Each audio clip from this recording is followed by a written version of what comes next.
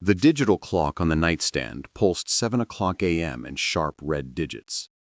Rachel lay twisted under the sheets, her body heavy with exhaustion, her mind still swimming from the 4 hours of restless sleep she had managed after finishing another client project at 4 a.m. The silence shattered. Helen, OS, razor-sharp, shrieking. 7 o'clock and you're still in bed? Get up! Get up and make me breakfast right now!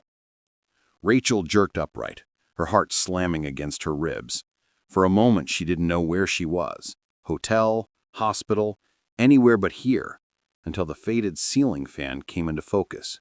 Her Denver apartment. Her prison. Helen Handams stood in the doorway, arms folded, eyes blazing. She leaned in so close Rachel could feel the spray of her spit as she barked the command again. "You heard me. Move." Rachel's lips parted, but no words came. Her chest tightened. She swung her legs over the side of the bed, fingers trembling, not from fear, though fear was always there, but from restraint. Helen didn't wait. She stormed out, her voice echoing through the apartment's thin walls, drawers opening, cabinet doors slamming. Disgusting. Dust everywhere. Mark's shirts aren't even ironed.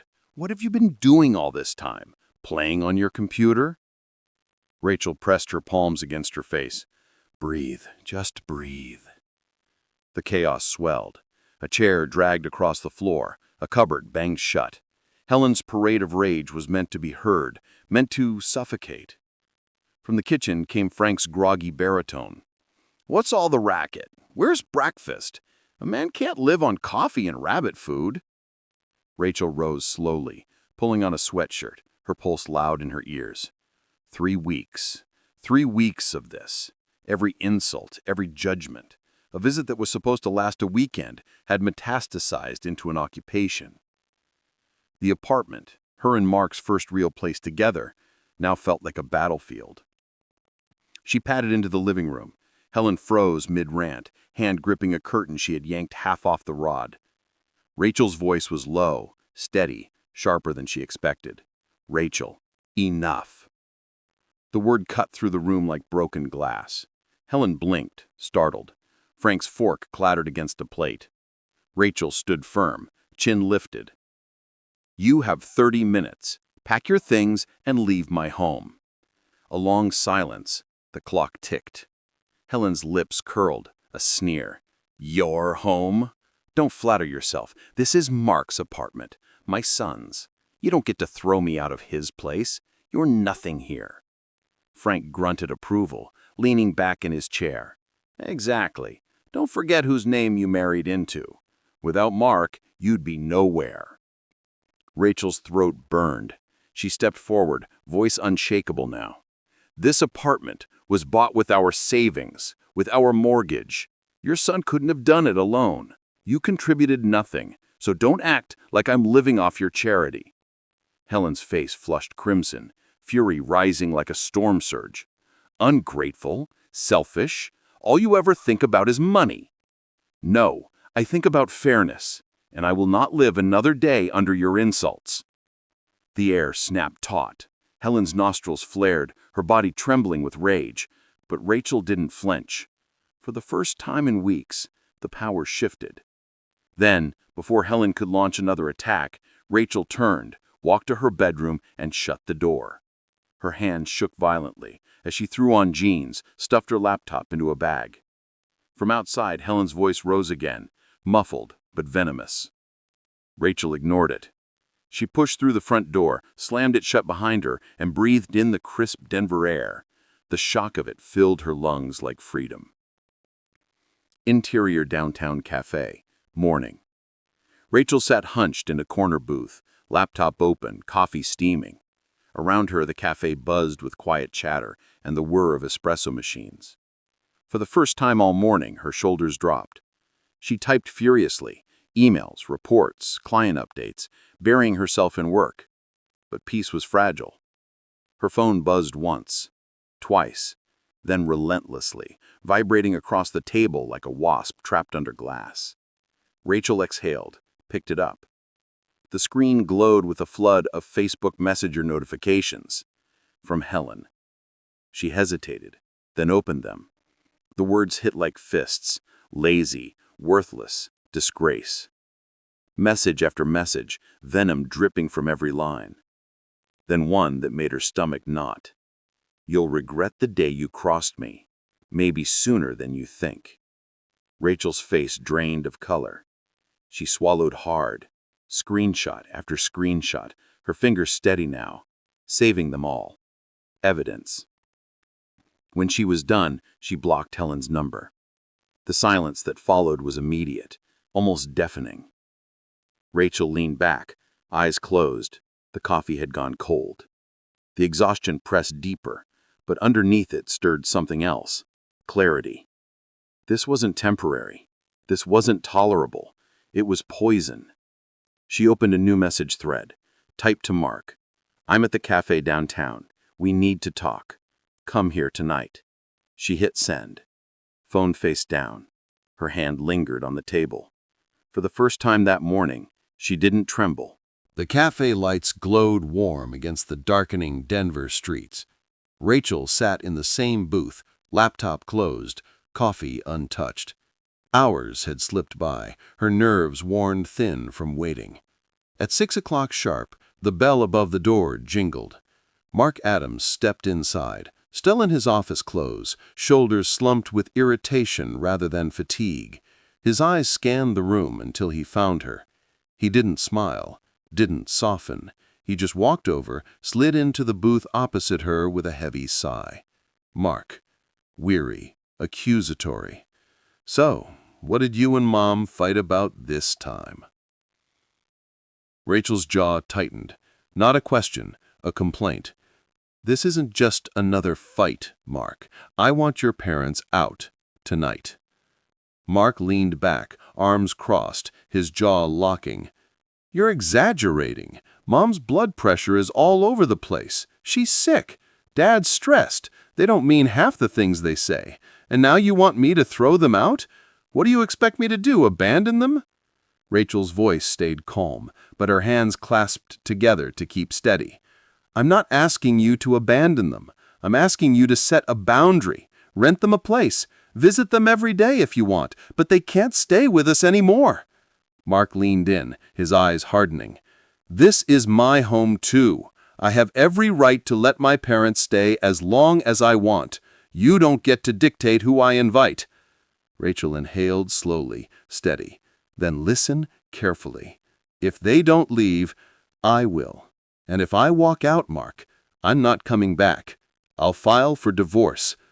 The words hung like a gunshot. The clatter of cups, low hum of conversation around them faded into nothing. Mark's mouth opened, then shut. He stared at her, stunned, not by the threat itself, but by her tone. It wasn't desperate. It was final. Mark, voice rising, incredulous. Are you serious right now? You're making me choose between my family and my wife? Rachel leaned forward, her gaze unblinking. No, I'm asking you to respect me enough not to force me into a hostile environment every day. I'm asking for the bare minimum, to feel safe in my own home. If you can't give me that, what exactly do I have left in this marriage? Mark stared at her, eyes narrowing, calculating, not weighing her pain, calculating how to pull her back under control. The silence stretched. Rachel saw it clearly now. This wasn't about Helen or Frank. It was about Mark. He didn't want to protect her. He wanted her to bend, to bow. Her voice cut through his silence, calm but lethal. Think about what I said. Either they leave or I do. And if I walk out, it's not for the night. It's for good. She slid out of the booth, pulled her bag over her shoulder. Mark's hand twitched as if to reach for her, but he didn't. She walked out. The door chimed softly behind her. External, Denver streets, night. The city hummed with neon and traffic, headlights streaking across slick pavement. Rachel walked fast, her breath visible in the cool air, her chest tight but steady. For the first time, she felt the ground under her feet solid. No more bowing. Internal, cafe, later. Mark sat frozen in the booth, hands clasped, knuckles white. He muttered under his breath, almost pleading with a ghost. "Let's not blow this out, Ratch. Just another week, maybe less. Mom will settle down. Dad will ease off. You can handle this. You always handle it." But the booth across from him was empty. Sunlight spilled through thin curtains. Helen and Frank sat at the kitchen table, Helen ranting, Frank grumbling. Mark stood by the counter, his tie loose, coffee untouched. Helen leaned forward, eyes narrowing. "Stop? We're fighting for you. She's the problem, not us." Mark's gaze drifted to the door, the echo of Rachel's ultimatum heavy in his chest. Interior, Rachel's studio apartment, weeks later. Rachel's new place was small, barely more than a box with a bed and kitchenette, but it was hers, quiet. She sat at her desk, lit by the glow of her laptop, invoices and client projects stacking up. She looked tired, but calmer, freer. Her phone buzzed. A message from Mark. Mark, text. "We need to talk." Rachel stared at the screen, her lips tightening. She didn't reply. Interior, courtroom, months later. The gavel hit wood. Papers shuffled. Judge. The court recognizes the Denver apartment as marital property, to be divided evenly. Both parties remain equally responsible for the mortgage. Rachel didn't flinch. Mark stiffened, his parents whispering furiously in the gallery. It wasn't a win, but it wasn't a loss. 50-50. Rachel stepped out of the courtroom, the air outside cool, her chest rising with measured breaths. The marriage was officially over. But the war over the apartment had only just begun. Interior, Denver apartment, months later. Unpaid bills piled on the counter. Collection notices slipped under the door. Frank shuffled in with a beer. Helen clattered pans angrily in the kitchen. Mark sat on the couch, face pale, ignoring the growing stack of envelopes. The mortgage payment deadline passed again. Rachel across town continued to wire her half each month, on time, clean, documented. She opened her bank app. Payment confirmed. She exhaled, then swiped to her email. A new message waited. Subject: Notice of late payment. Her throat tightened. Again. She clicked it open. Delinquent balance. Additional fees applied. Immediate action required. Her jaw clenched. Mark. Interior, Denver apartment, night. The living room was a mess. Takeout boxes stacked, dirty laundry spilling across the couch. Helen and Frank bickered over the television volume. Mark sat slumped, unopened envelopes scattered across the coffee table. His face pale, sweating. The red-stamped letters stared back at him. Final notice. Delinquent. He pushed them aside, grabbing another beer. Frank. What's the bank gonna do? Kick us out? Helen. Overlapping. They wouldn't dare. This is our family home. Mark stared blankly, the truth gnawing at him. The bank didn't care whose family it was. Interior, bank office, day. Rachel sat across from a loan officer, documents neatly stacked in a leather folder, her face calm but resolute. Rachel. Here's proof I've paid my share every month. Here are my income statements, and here, she slid her phone forward, screenshots of texts and emails. He's neglecting his half. The loan officer scanned the papers, nodding slowly. Loan officer. Foreclosure proceedings have already begun, but if you're prepared to cover arrears and assume the loan, there might be a solution. Rachel leaned forward, her voice firm. I don't might. I will. Transfer the loan into my name. Wipe him off it. Rachel sat at her desk, pen hovering over a check. Her hand trembled, but not from fear, from adrenaline. She signed. The arrears would sting, but it would buy her freedom. Int, Denver apartment, night. Mark slammed his phone down, fury rattling the table. Mark, she what? She went behind my back? Helen hovered, livid. That witch is stealing your home. Frank, you fight the sun. Don't let her take what's yours. Mark's face twisted, veins bulging. Int, courtroom, day.